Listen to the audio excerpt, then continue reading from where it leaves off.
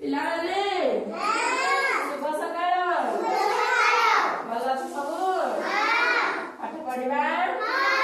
ଆଜି ଆମେ କୀଟ ପତଙ୍ଗ ଆଉ ସରୀସୃପ ଓ ଜଳଚର ପ୍ରାଣୀ ମାନଙ୍କୁ ଜାଣିବା ହେଲା। ସମସ୍ତେ କୀଟ ପତଙ୍ଗ ଜାଣିଥିବ? ଦେଖି କହିଲ ଏଇଟା କଣ? ଅସରପା। ଅସରପା। କାହା ଘରେ ଅସରପା ଅଛି ଦେଖି କହିଲ?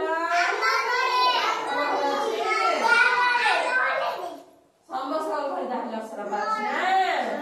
ଏଇଟା କଣ? ବୁଢିଆଣୀ। ବୁଢିଆଣୀ ଦେଖିଛ ସମସ୍ତେ? ଏଇଟା କଣ? ନାଇଁ, ମହୁମାଛି। ମହୁମାଛି କଣ କରେ?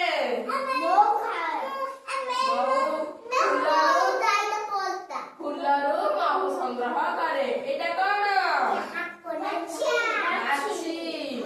ମାଛି ଆମ ଖାଇବାରେ ବସିଲେ କଣ ହବ?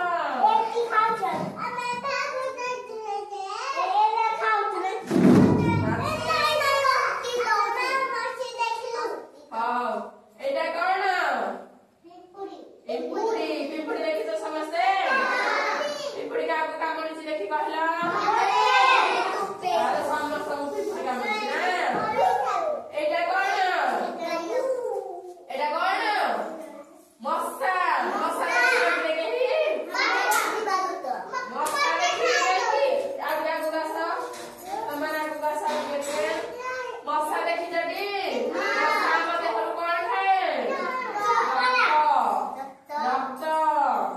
ଏଇଟା କଣ? ଜୁଳୁଜୁଳିଆ ପୋକ। ଦେଖିଛ ଟି?